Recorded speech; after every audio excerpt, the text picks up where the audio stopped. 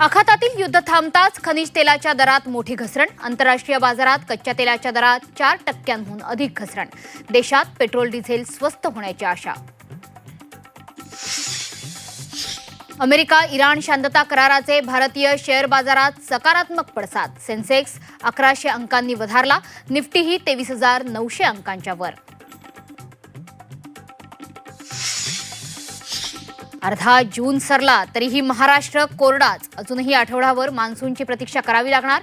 तर लांबलेल्या पावसानं बळीराजासह नागरिकांचीही चिंता वाढवली.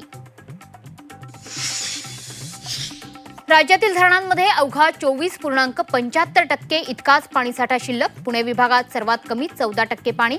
20 जिल्ह्यातील 3,500 गावं वाड्या टँकरवर. पाऊस आणखीन लांबल्यास भीषण पाणी टंचाई. धरणातून शेतीसाठी होणारा पाणी पुरवठा बंद. धरणांमधील जलसाठा पिण्यासाठीच राखीव. पाणी संकटाच्या पार्श्वभूमीवर राज्य सरकारचे महत्त्वपूर्ण आदेश. पुणे शहरात आजपासून 1 दिवस आड पाणी. धरणांमधील पाणीसाठा खालवल्याने प्रशासनाचा निर्णय. पुणेकरांना पाणी जपून वापरण्याचं आवाहन. संभाजीनगरात रेशनिंगचा काळा बाजार उघड. इस्लाम पार्टीच्या नेत्याच्या गोडाऊनवर छापेमारी. रेशनिंग धान्य पोषण आहाराचे पाकिट जप्त. गरोदर मातांच्या पोषण आहारावरही डल्ला मारल्याचं समोर. सरपंच संतोष देशमुख हत्या प्रकरणी बीडच्या विशेष कोर्टात आज सुनावणी. आरोपी विष्णू चाटेच्या जामीन अर्जावर युक्तिवाद होण्याची शक्यता.